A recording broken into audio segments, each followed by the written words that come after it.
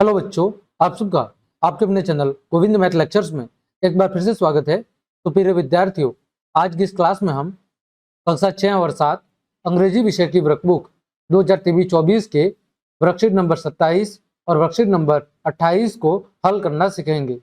बच्चों, आपकी अंग्रेजी विषय की वर्कबुक के वर्कशीट नंबर 1 से लेकर 26 तक सभी को मैंने बहुत अच्छे से हल करा दिया है। अगर आपने वो क्लासेस नहीं देखी है तो उनकी लिंक वीडियो के डिस्क्रिप्शन में दी हुई है, या फिर चैनल की प्लेलिस्ट पर जाकर आप उन सभी क्लासेस को आराम से देख सकते हैं। बच्चों, वर्कशीट नंबर 27 में हम क्या सीखेंगे, देखो। Reads text with comprehension, infers meaning of unfamiliar words by identifying context. यानी कि आपके सामने जो ये पद्यांश दिया गया है, इसको अच्छे से पढ़ना है, इसकी मीनिंग को समझना है, और फिर इस संदर्भ में आपको क्या करना है, उसकी व्याख्या करके अच्छे से समझना है। और फिर यहाँ पर जो शब्द दिए गए हैं, उन शब्दों पर आपको क्या करना है, कुछ वाक्यों का निर्माण करके बताना है।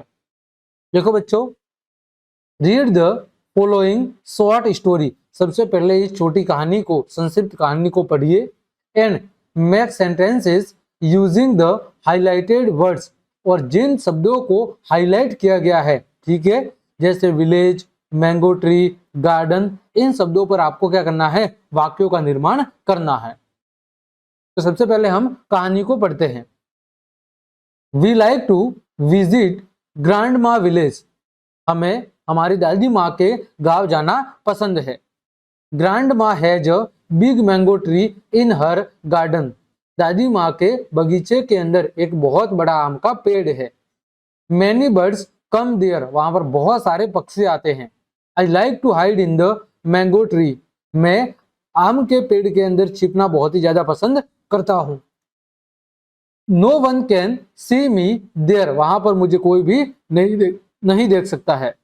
Father looks for me near the well. पिताजी, ठीक है, मुझे जब मैं आम के पेड़ में नहीं मिलता हूं तो मुझे वो आसपास के कुएं पर भी देखते हैं।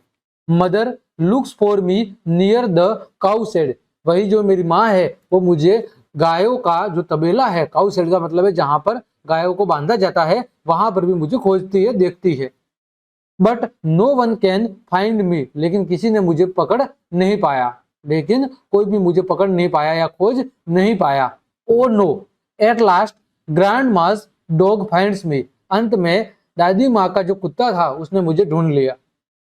Now I have to climb down. उसके बाद में क्या हुआ, नीचे उतरा। Grandma gives me a big hug. Grandma ने मुझे बहुत ही बड़े प्यार से क्या लगाया, गले लगाया। ठीक है, तो ये थी आपकी कहानी कि जो बच्चे हैं वो अपनी दादी माँ के गांव जाते हैं। दादी माँ के बगीचे के अंदर एक बड़ा आम का पेड़ है, ठीक है, वहां पर बहुत सारे पक्षी आते हैं। और जो बच्चा है वो कह रहा है कि मुझे आम के पेड़ पर छिपना बहुत ही ज्यादा पसंद है, वहां पर मुझे कोई भी नहीं देख पाता है। जब मैं वहां पर नहीं दिख पाता हूँ तो पिताजी मुझे आसपास के कुएं पर देखते हैं, मेरी माताजी जहाँ पर गाय का तबेला है वहां पर देखते हैं। उसके बाद भी मुझे कोई भी ढूंढ नहीं पाता है। लेकिन अंत में दादी माँ का जो कुत्ता था उसने मुझे ढूंढ लिया। फिर मैं पेड़ से नीचे उतरा और दादी माँ ने मुझे अपने गले से लगा दिया। ठीक है, देखो पहला प्रश्न, how did you find the story, tick your response. आपको ये कहानी कैसे लगी, आपको उस पर क्लिक करना है। इट्स ओके, ठीक थी। लाइक्ड इट, बहुत ज्यादा पसंद थी। या लव्ड इट, तो लाइक्ड इट, मुझे बहुत ज्यादा पसंद आई। देखो बच्चों, दूसरा प्रश्न है,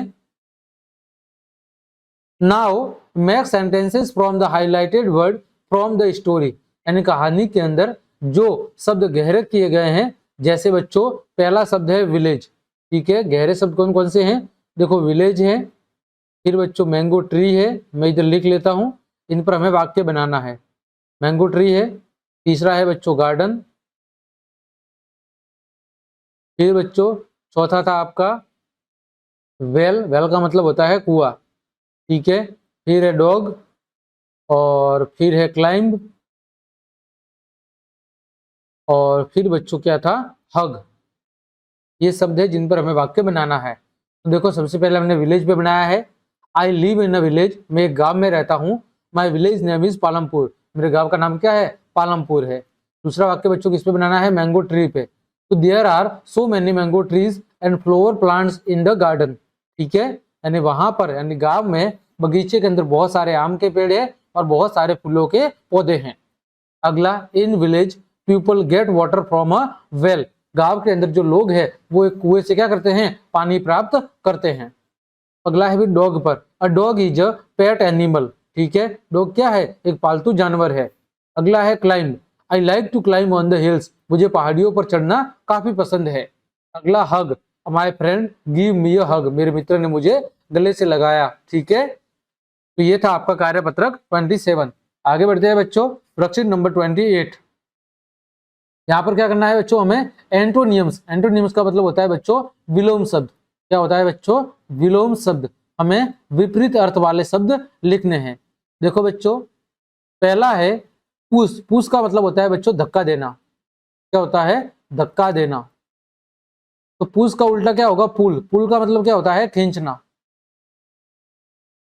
अगला है बच्चों ब्लैक। ब्लैक का मतलब क्या होता है, काला। तो इसका विलोम शब्द क्या होगा, व्हाइट। व्हाइट का मतलब क्या होता है बच्चों, सफेद। क्या होता है, सफेद।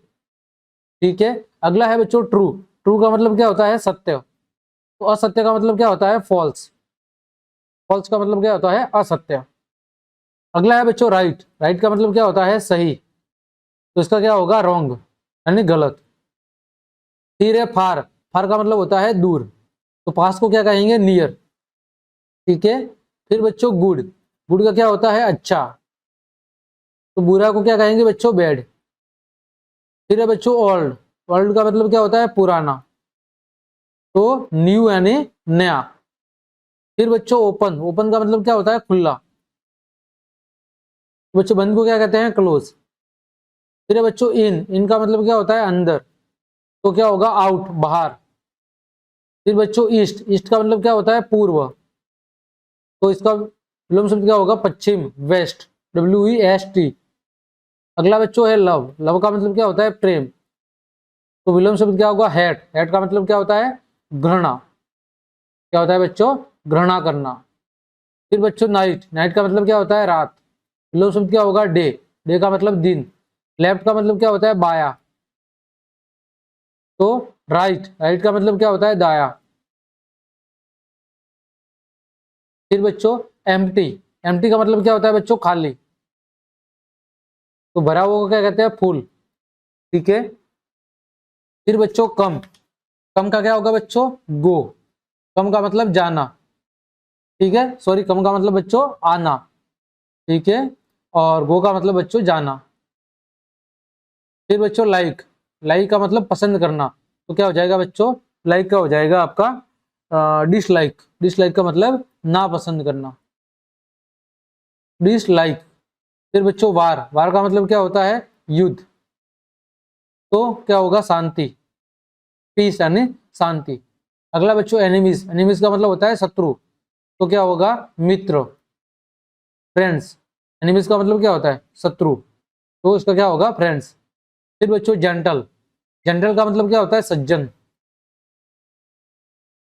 तो दुर्जन यानी क्रूर या दुर्जन का मतलब क्या होता है बच्चों, उसका मतलब होता है ब्रूटल। क्या होता है, ब्रूटल। फिर बच्चों लाइट। लाइट का मतलब क्या होता है, उजाला। तो बच्चों अंधेरा का क्या होगा, अंधेरा का हो जाएगा डार्क। ठीक है, तो इस तरह बच्चों हमने आपके वर्कशीट नंबर 27 और वर्कशीट नंबर 28 के सभी प्रश्नों के उत्तर बहुत अच्छे से जान लिए हैं। उम्मीद करता हूं सभी प्रश्नों के उत्तर आपको अच्छे समझ में आए होंगे। तो क्लास देखने के लिए आप सभी का धन्यवाद। यदि आपको मेरी क्लास और मेहनत पसंद आई है तो बच्चों लाइक, कमेंट, शेयर और सब्सक्राइब जरूर करें। आज के लिए इतना ही। जय हिंद, जय भारत।